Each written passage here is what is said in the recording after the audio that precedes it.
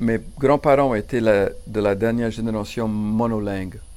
Donc mes grands-parents ne parlaient pas l'anglais. Et il y avait une espèce d'entente, un accommodement raisonnable. Donc mes parents sont allés à l'école, ils n'avaient jamais entendu un mot d'anglais, et puis ils étaient obligés de parler anglais, point. Ce qui fait que la génération de mes parents, quand ils ont commencé à élever leurs enfants, ont arrêté de, euh, de leur parler dans leur langue maternelle et on a commencé à parler aux enfants, c'est-à-dire ma génération, en anglais.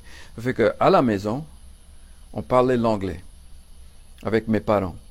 Mais dès qu'il y avait un vieux qui était monolingue francophone, on parlait français par respect.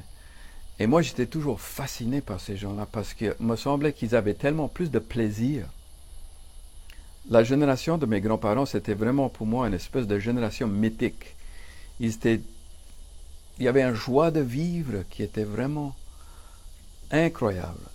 Mon engagement envers la francophonie, je crois, est dû à la recherche de ce sentiment, de cette sensation de bonheur que je trouvais dans le salon chez André Boudreau, parce que tout le monde riait, tout le monde s'amusait. Il y avait ma grand-mère qui mettait son mouchoir par terre puis dansait sur les quatre coins, seule dans le pays qui pouvait le faire.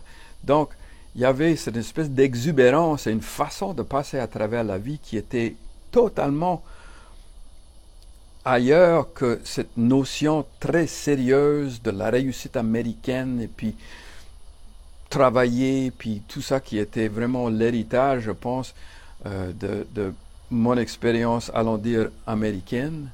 Tout ça pour dire qu'il y avait quand même quelque part dans mon expérience de jeune garçon, cette zone où on parlait français, puis on s'amusait, mais beaucoup. Alors tout se passait là-dedans de la façon la plus